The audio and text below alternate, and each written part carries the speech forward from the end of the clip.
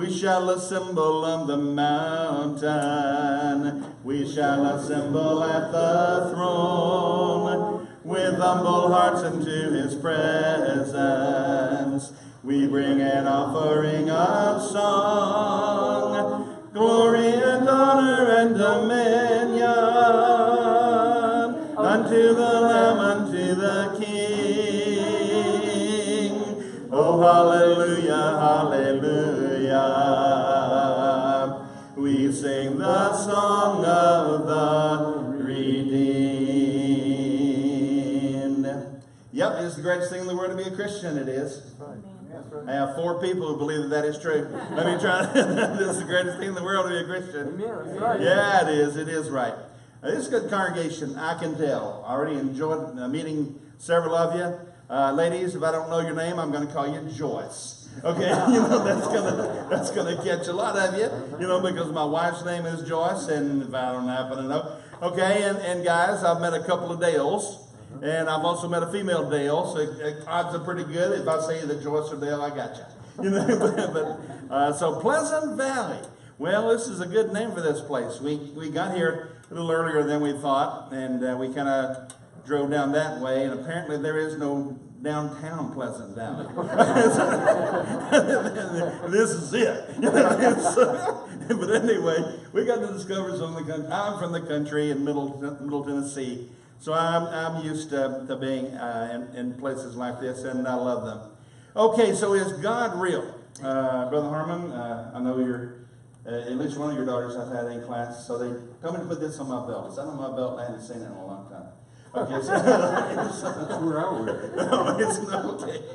All right. Is God real? Well, this is a 2-part question, actually. Number 1 is, give me the head stuff, and then number 2 is give me the heart stuff. I don't have time to do all that. The head stuff is, what's the evidence for God's existence? Well, we'll look at some of that. But the heart stuff is different. The heart stuff is, okay, I understand that God is real, but how come I don't feel that he is real? Because we talk about something being real, you're talking about the logic and you're talking about the psychologic. Yeah, you need a remote control of that thing, because I hate standing in one spot. You do whatever you want to do. So the heart is going to be the psycho side, and then the head's going to be the logic side. And so, God is really all of that stuff. Love the Lord your God with your heart, soul, mind, and strength tells you that he's a multidimensional being. So when I talk about this tonight, it's basically head stuff, but it would make another lesson to make it heart stuff as well. So let's look at some things tonight that we have planned. Is God real? So notice Sister Gray's in the front of this picture right there. Notice that, okay? And that was what, 2 of your 3 girls? Okay, and so this is the picture that I got because I couldn't find a picture of your church button on the internet. And so I texted Austin. I said, hey, I need a picture of the church button. He says, I don't have a big church button. I said, well, do you preach there? Okay, but he preaches there. He doesn't have a picture of the church button. Okay, so how about a picture of some fellowship event? And then I had this one. And then at 6:03, at 6:03, he sends me another picture. Well, do you think I could put it in the PowerPoint from 6:03 until now? So I should come to expect that. Okay, but anyway, I also know your uncle, and I know a bunch of people in your family. So, is God real? All right? And there's even a ready-made thing there on the internet when I just Googled, is God real pic? And there's a bunch of pics out there, so other people asking this same question. All right, one of the things that we have done since our president at Freed Hardeman, before he was president, he preached at Mount Juliet. And he started a thing called 12 question campaign. And since then, I've done 1 question, 3 questions, 2 questions in various parts, in various parts of the country, where congregations ask the community, all right, if you could ask God any question, what would it be? Well, suffering would be a big one. I talked about that last Sunday at Chattanooga, and I'm supposed to talk about it again in Boise, Idaho, in 2 Sundays. So there's a lot of people that are asking that question, but this thing about real is really a touchy-feely sort of thing, as well as a head thing, and so I don't know how far I can get through all of this if I don't shut up. All right, so Christian evidences. All right, the word is apologia, and it's used several times in the Bible. It means to give an answer. All right, so whenever if you defend what you believe to be true, then you're giving an answer. All right, we're waiting on the doctor and waiting on the doctor and waiting on Dr. Vanderbilt. And so they are wise enough to put a jigsaw puzzle out there, which is impossible for anybody to do. Okay, so we're working on this jigsaw puzzle. And then these guys are talking over on the right-hand side, and they were talking about Bible stuff, so I just kind of interrupted their conversation, and then all of a sudden, we were talking about, is God real, and suffering and pain and stuff. So it's everywhere. People just ask this question all the time. So, is he actually real? Well, let's start out with an argument for knowing anything in Christianity. And the argument for knowing anything in Christianity is this. All right, it's a four-part deal. Number one, can you know that God exists? Number two, can you know that the Bible is the Word of God, like Michael read tonight from Psalm 119? All right, can you know that the Bible really is from God? And then number three, can you know that you have the proper understanding of what the Bible says? And if indeed all three of those things are true, then you're entitled to a fourth thing. And that is, I know that my Redeemer, or I know that what I'm teaching is correct, or I am sure that, or I'm convinced enough that I'm willing to sell, the stuff that we have and get on a plane somewhere and do mission work, or I'm willing to do evangelism in my community or whatever. But it's a four-part deal. Number one, is God real? Does God exist? Number two, is the Bible His Word? Number three, am I getting the right interpretation of the Bible? And then finally, if all of that is correct, then the answer is yes, I can know this. If the answer to that is correct, then yes, I can know it. All right, now the problem with that is, of course, this would take a long, long time. And what I teach my students is this. If God does not exist, He wrote no book and He has no son. Let me say that again. If God does not exist, He wrote no book and He has no son. Which tells you the logical order of how you need to look at this if you're needing to study with somebody about the existence of God. Because I've never met anybody that believed in the inspiration of the Bible and didn't believe that God exists. Mm-hmm. All right, so that's the deal. All right, so if you don't believe that the Bible is real, then you're not going to believe if you don't believe that God is real, you're not going to believe that the Bible is real either. So it's kind of like foundation stuff here. And that is the existence of God, and then the inspiration of the Bible, and then the deity of Christ. And then we can say, as Peter did in Acts chapter 2, all right, that therefore let all the house of Israel know for certain that this Jesus that you have crucified is both Lord and Christ. That's called the basic argument for religious knowledge, and in this case in Christianity, for Christianity. All right, so let's talk about the existence of God. Now here's my Indian friend. We found him on a front porch in Mitchell, South Dakota. We, one year, decided to do the driving thing, and so we flew into Omaha. Peyton Manning. Okay, no, we flew into Omaha, and then we did the thing about driving the Black Hills and all that kind of stuff. Well, they got a corn palace in Mitchell, and here's a wooden Indian. I've been using this illustration as long as I can remember, but we're going to say that this Indian's name is Octum. And Octum is an imaginary, respected Indian. I do not intend any harm to his Indian nation or to any other early Americans. I'm just saying to you that I need this as a memory device for my students, and there are 4 families of arguments for the existence of God. Now, this is a Wednesday night, so I can ask you, all right, why do you think that God exists? Go, Austin, give me one thing. Why? Yeah, give me one thing why you believe that God exists.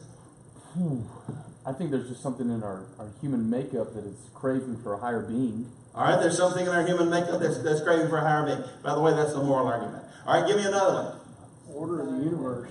Order in the universe. Teleological argument. Cause and effect. What about our bodies? They work together. All right, so if you're talking about the design of the body, Sister Herman? Yes.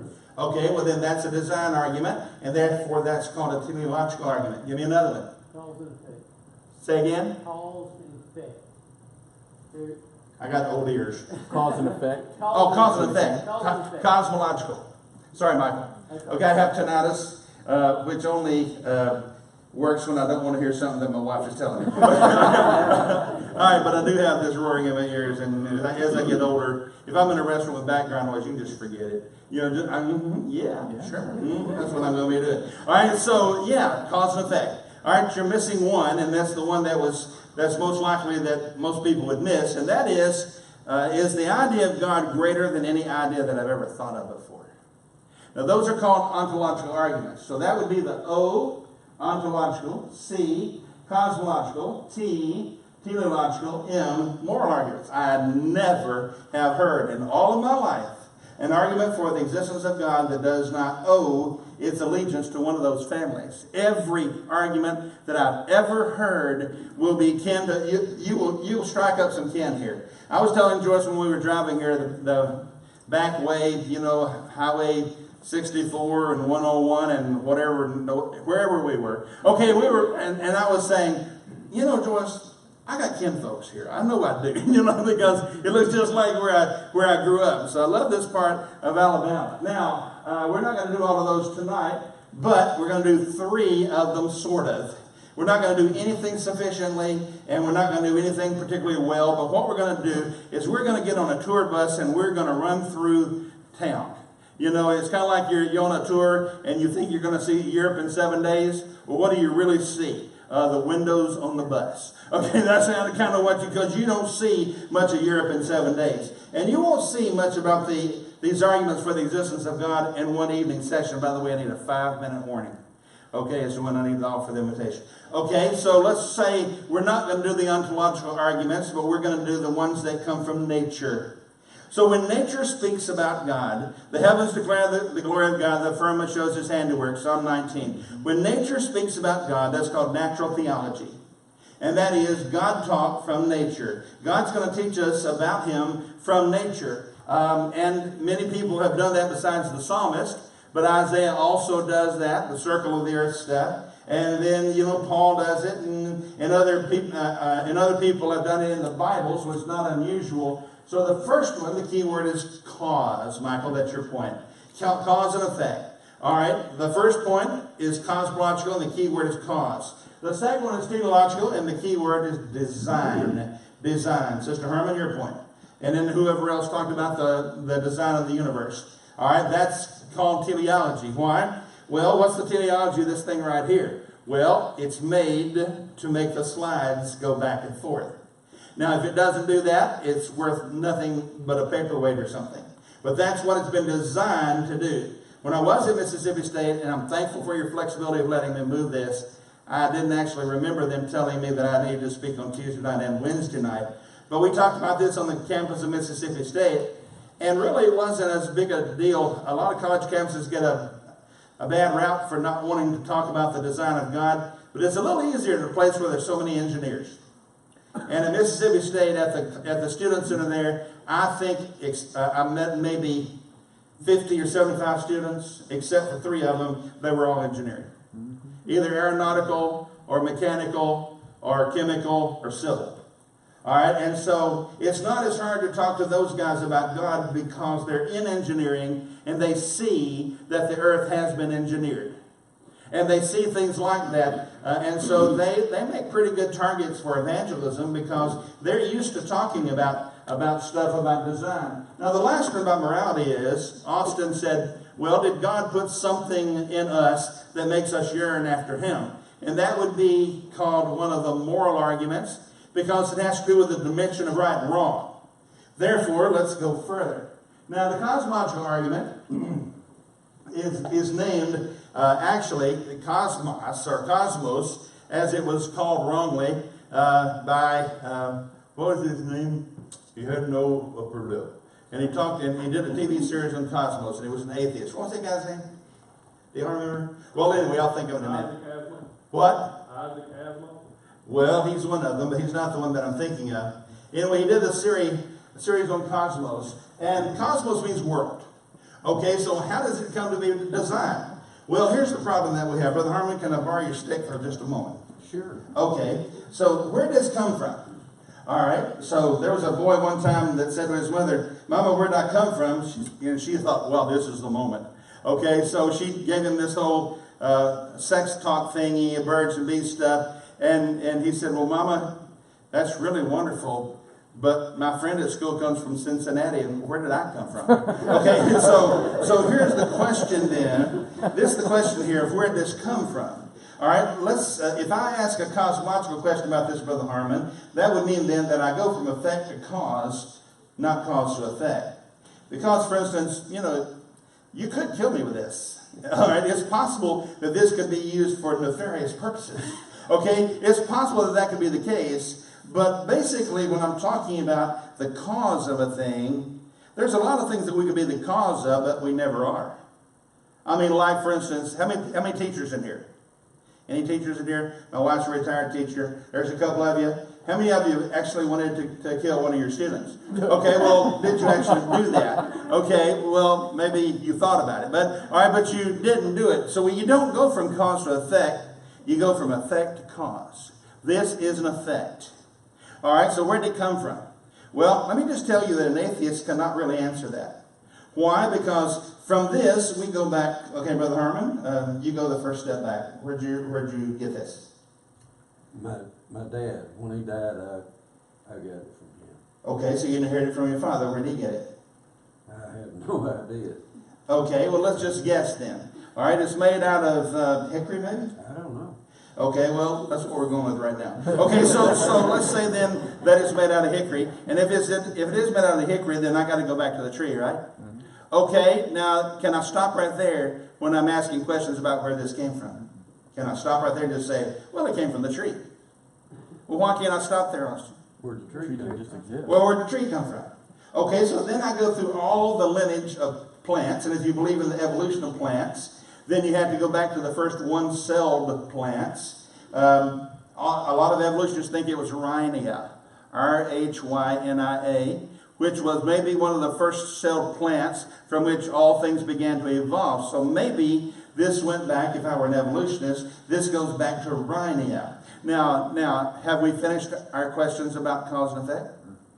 We have not. Why? Where did that come from? Well, where did the Rhynia come from? Because it is alive. And therefore, that which is alive came from that which is not alive. So now I need a theory of abiogenesis, which means how did that which was not alive produce something that was alive, because this tree was alive before this was cut. All right, so where'd that come from? Oh, well, I'll tell you what we're going to do about that. We're going to say that the first cell came from the spark machine, 1951, Whammon. You ready for this? W-H-A-M-N. Water vapor, hydrogen, ammonia, methane, nitrogen. So maybe if all that stuff was right, then evolution produced the first living cell. Now, of course, I don't believe this. All right, but if I'm trying to answer where this came from as an evolutionist, then that's the problem that I have. Because now I'm going to have to go back there. Okay, now can I stop? Can I stop there? No. I've got to figure out where did all the chemicals come from which things evolved.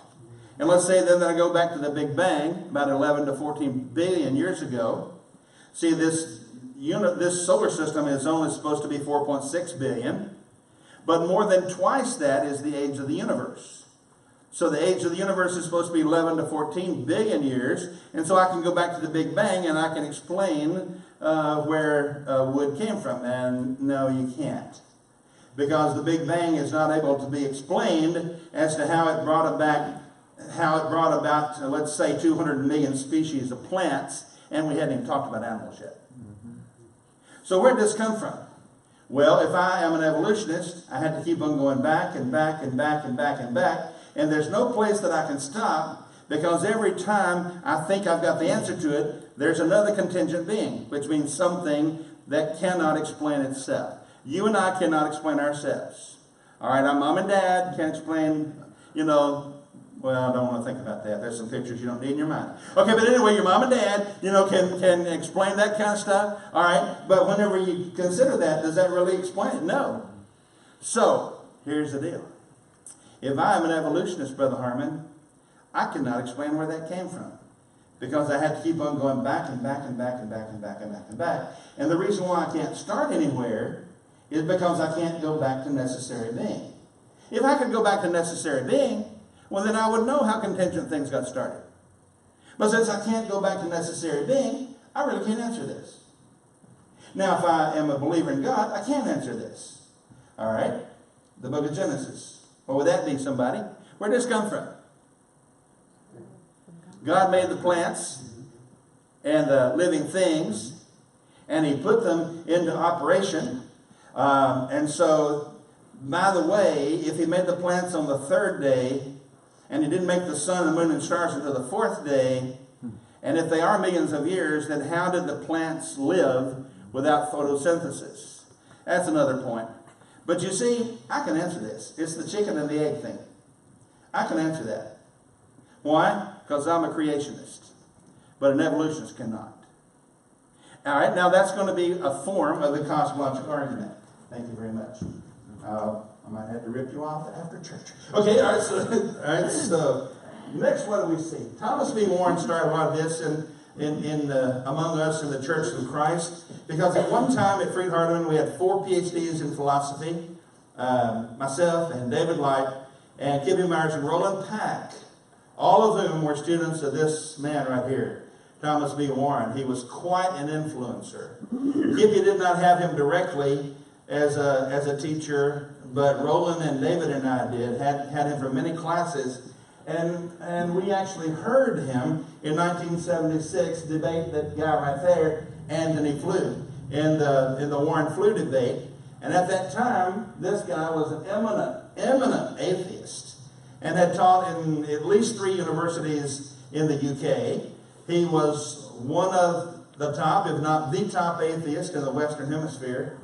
And Thomas B. Warren had a debate with him, which would have made it the #1 debate in the Church of Christ with regard to the highest academic person that anybody has ever debated. And Thomas B. Warren debated him in 1976.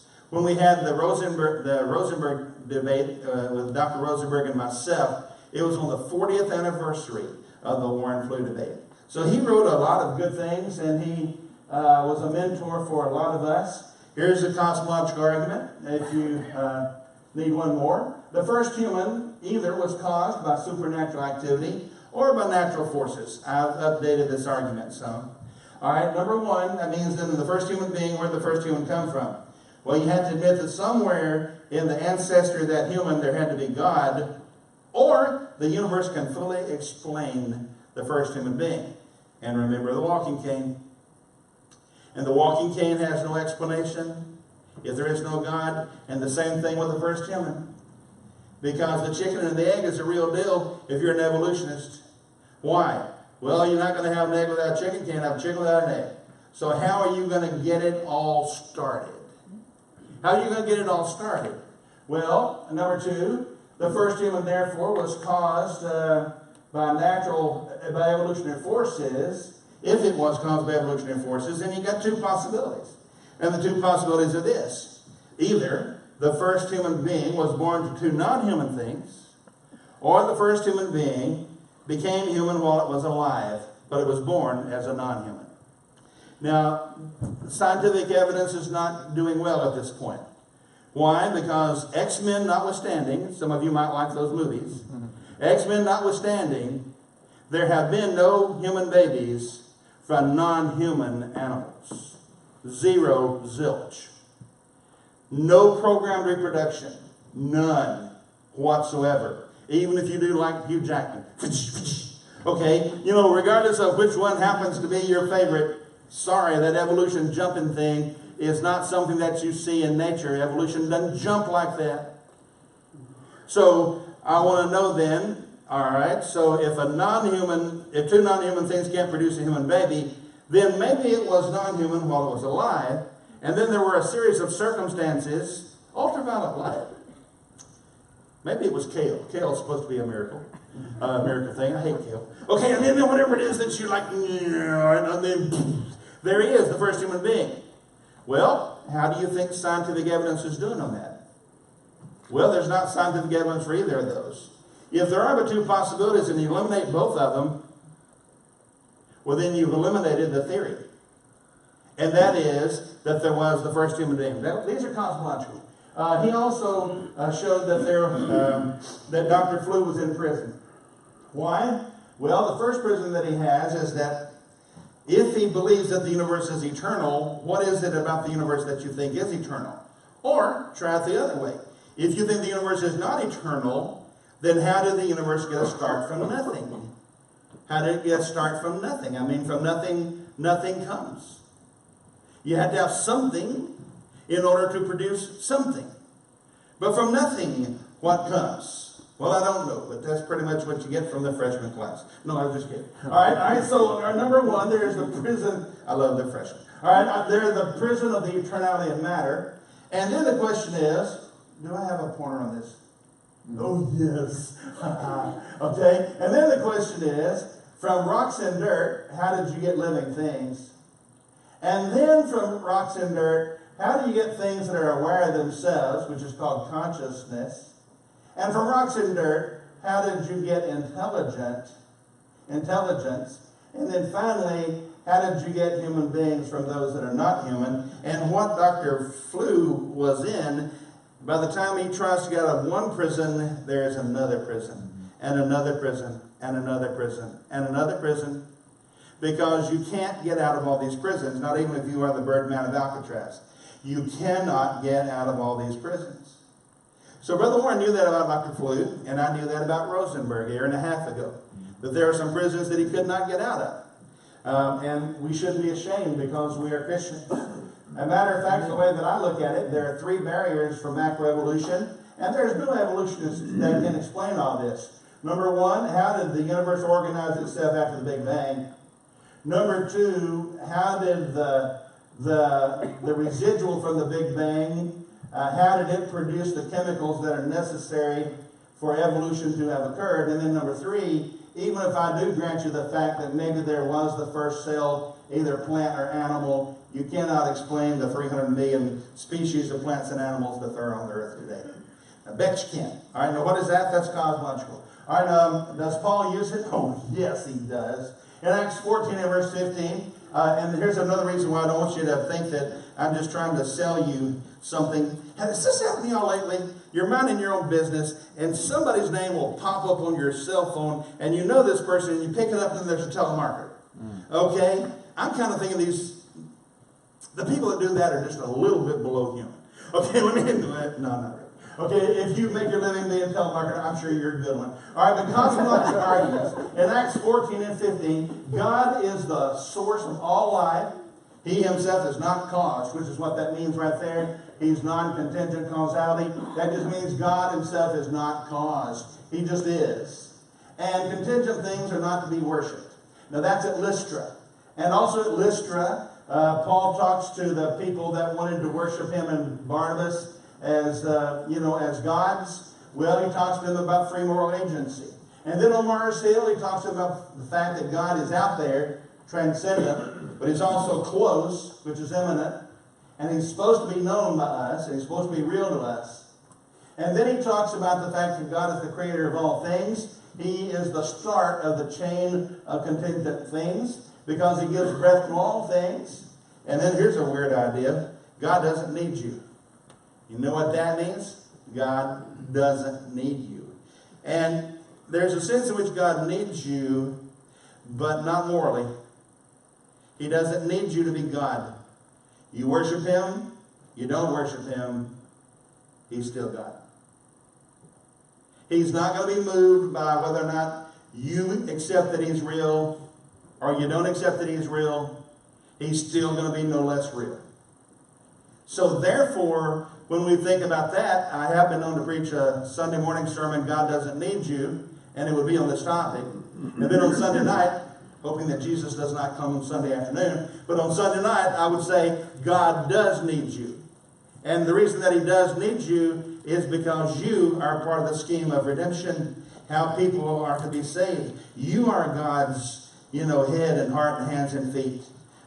You are the ones. Do you know no angel ever told anybody what to do to be saved? No angel ever did that. Why? It is in the hands of human beings to do that. We don't get it done, it's still nonetheless in our hands. All right, so what about design stuff? Well, there's a lot of that. Brother Ralph came up with a play of the day, except he calls it play of the day. Okay, so play of the day squared. Is there purpose in evolution? Is there order? Is there direction? Is there design? If so, there is a purposer. If you'll allow me to use that word, there is an orderer, and there is a director, and there is a designer. One of the things that we did with Rosenberg is to look at the number of times that he talked about Mother Nature. He doesn't believe in God, but he talked about Mother Nature. Let me just tell you this. Nature has no mother. Nature cannot feel for you. Nature doesn't care whether or not you exist. And one final thing, nature does not select diddly squat. Have you heard of natural selection before? Have you heard of natural selection before? Yes. To be a selector, it requires a person. Nature does not select. It only works like a filter if you are an evolutionist. There is no natural selection. Why? Because there's no person to select. So don't let atheists try to put a face on nature. They are not entitled to it. Because if you're going to put a face on nature, well, then you might as well talk about God. Because that's the truth of the matter. What was that television show? I can't remember. Okay, so is there design? I gotta do this way. Okay, here's the Abel artificial heart. Is it indicative of design? Why, yes. We just came from Vanderbilt, you know, where there's all those smart people, and there are teams of smart people, and they get together and they talk about, you know, smart things. And they use smart technology and all that smart. You just kind of feel the smart when you open the door. Okay, and so, yeah, there's some smart people there. All right, so let's say that smart people develop this heart right here. And by the way, these are inside of people, and there is an internal battery there that has to be recharged. So if you have one of these artificial hearts, you better remember to plug it in at night. Okay, because if you don't, you know, your heart is like going south. All right, so what you want to do is make sure that your heart is charged up. Now, if that is built by design, which one's better? Well, that one right there. That one responds to adrenaline. That one is going to be the one that's 1,000 times superior to this. So only ask the same question. Is that built by design or not? Okay, so this design argument. Here's some paramecia. By the way, his name is Sagan, Carl Sagan, because I got it right here on the chart. All right, that's his name. All right, and he's the cosmos guy. All right, so I want to know. Well, the woodpecker, here he is in Arkansas, thought to be extinct. And the woodpecker has layers of fat around his head. Joyce, no comments, please. Okay, but you know, has layers of fat. I do not have 7 minutes. Has layers of fat around his head. All right, so the layers of fat means that he is designed to peck on wood. And he also has this long tongue, which is connected at the base of his brain, which means he's not going to jar it loose. He is just well designed for this.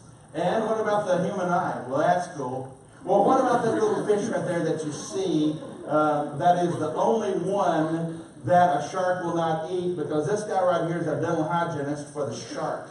He will get debris out of the shark's teeth, and in doing so, he'll help the shark to live longer, and of course, you know, the fish gets to eat. This is called symbiosis. So if one of them evolves, well, which is going to evolve first, the bee or the pollen? Which is going to evolve first? You know, the little fish, the gleaner fish, or the shark? So you got a problem here. Like this bombardier beetle, he aims out back. He's a complex little rascal. But if something's about to eat him, he's got the best twin pipes that you've ever seen. And I had twin pipes in my 57 Chevy when I went to Fred Harding. But not like this, because these are adjustable. And he can aim at 2 streams together. Immediately, the temperature is raised to 212 degrees. A little explosion takes place on the tongue of the predator. And the predator decides, I don't want to eat this bug. How complex is that? Imagine evolving how many of these insects blew themselves up as they were trying to, you know, evolve this. Okay? And then this one right here, this little rascal right here. I wish I could do this. This is actually a plant hopper, and he can jump 28 inches. Now, for his size, that'd be like a human being being able to jump flat-footed 180 feet. Now, how can he do that? This is an actual electron microscope picture of his rear legs. What does that look like to you? Years. Looks like gears. Well, guess what? It is. Now, if I were to see that lying in the middle of some field someplace, I would assume that a tool and die maker or somebody had designed this, and there it is in the rear of his legs. And yes, I did this recently in the last National Geographic. Will Smith does a thing called One Strange Rock, and I wish that they'd just take it a little bit further. because he mentions, National Geographic mentions 13 very special things about the earth. I can't do it. I just can't get all this finished. But this is cool. You know what I'd say if I were them? Why don't you just admit that this is fine-tuning? Why don't you just admit that God, the engineer, built this world for the purpose of habitation? Why don't you just admit that? And it would be a lot simpler for you trying to explain stuff that you can't explain if indeed the earth is that complex. Well, are we just fortunate to live here? No, we ain't just fortunate. It's been designed. If I had time, I'd talk to you about the fact that no longer does any good geneticist talk about junk DNA. If you hear a geneticist talk about junk DNA, that means he or she's not up to date. Because now, they don't use that term anymore. It used to be thought that maybe about 5% of your genetics was actually used, and 95% of it was just junk coding. Well, now that we have gotten smarter, and the ENCODE project, which was actually sponsored by the government, one of the few good things the government, well, never mind. Okay, so whenever you think about these people getting together, you know what they discovered? That would be the network inside of a single cell with a little microRNA taking messages from RNA, which take messages from DNA, and giving it to the proteins so the proteins will know what to do in this cell. That's a picture of one cell communicating within itself. Isn't that amazing? Mm-hmm. Well, okay, I got to quit here. Is this used, theological arguments used in Acts 14 and 17? Yes. The moral arguments did have to do with the debate that I had with Rosenberg, because he wants to talk about God being so bad about suffering, and why don't he do something about suffering and stuff? And I guess I better just kind of summarize this. I love it when an atheist talks about what God should have done. Because when he talks about what God should have done, you know what I know? That means that he believes that there is right and wrong. Because he believes that God didn't do it well. If God did do it well, he should have eliminated suffering. Now, we're not here tonight to talk about that big thing, but to talk about this one idea right now. And what is that? Do not let an atheist get by with that. Because if indeed there is no God, then I would like to know how he or she is choosing to define evil. I want to know what evil is. Well, there's Hitler. We're pretty sure that was evil. And here's some of his crematoriums and stuff. But here's the problem. I'm teaching ethics right now in an ethics book. And that's accepted by secular universities. Written by Barbara McKinnon. She has 7 theories of ethics. But she has no place to land. Why? Because if she talks about God being the source of ethics, then you can't sell that book to universities like the University of Alabama or UNA or University of Memphis, University of Tennessee, because, well, you're just one of those God people. But the truth is, she writes 7 brilliant chapters about 7 different theories of ethics, and none of them give you any absolute right and wrong. None of them. Whether it be egoism or theories of natural rights or utilitarianism or whatever else, the virtue ethics, whatever else it is out there. If there is no God, then I dare you to find an absolute standard of right and wrong. Because if there is no God, everything is evolving. If everything is evolving, so is the moral standard that you think you have found truth from. And if it evolves, then I can no more than get the words out of my mouth until it has changed again by somebody's view of what's right and wrong in the world. So, Brother Warren used to say that the problem of evil logically presupposes the existence of God. Which means, you don't believe in God? You can say, I don't think God should have done it this way. Or in my heart, I don't think God should have done it this way. or don't like the way God did it, but let me tell you what you can't do.